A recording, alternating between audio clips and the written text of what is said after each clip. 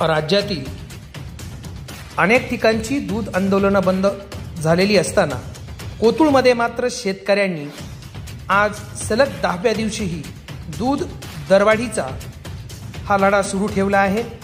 आज कोतुळ गाव बंद होतं।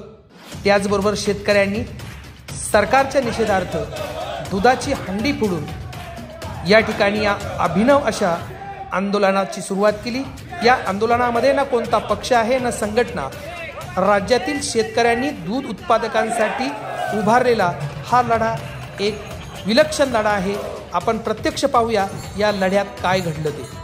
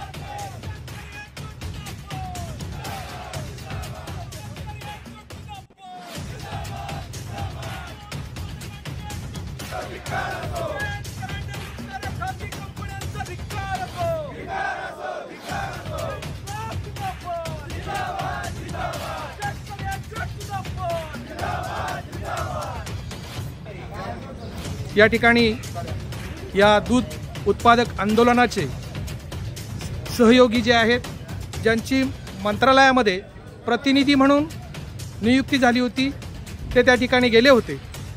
आपण हे आंदोलन कशासाठी करत आहात आणि आपण मंत्रालयीन स्तरावर गेल्यानंतर आपल्याला त्या ठिकाणी कशा पद्धतीची वागणूक मिळाली? गेले 10 दिवस झालेत कोतुळ या ठिकाणी या चौकामध्ये दूध दराचं आंदोलन सुरू झालंय।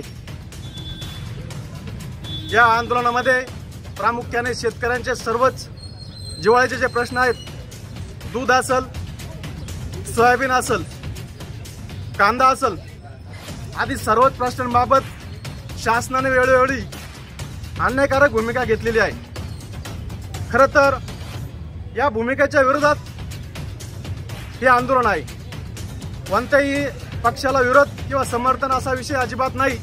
सर्वच शेतकरी या ठिकाणी या आंदोलनामध्ये उतरलेले आहेत। या आंदोलनामध्ये प्रामुख्याने आमची मागणी आहे, शेतकरी प्रचंड कर्जबाजारी झालाय, शेतकऱ्याचा 7/12 कोरा झाला पाहिजे, दुधाला या FRP आणि रेव्हेन्यू शेअरिंगचं धोरण लागू करून दुधाला 40 रुपये हमीभाव दिला पाहिजे।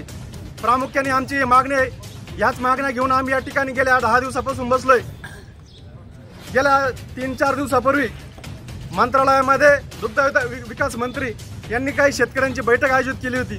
या बैठकीसाठी शेतकरी प्रतिनिधी, त्याचबरोबर राज्यातले सर्व सहकारी आणि दूध उत्पादक संघांचे प्रतिनिधी त्या ठिकाणी उपस्थित होते।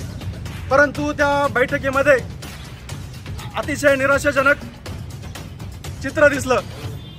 त्या बैठकीमध्ये शेतकरी प्रतिनिधी बोलत असताना त्यांचा आवाज दडपण्याचं काम झालं, त्यांना बोलू दिलं गेलं नाही।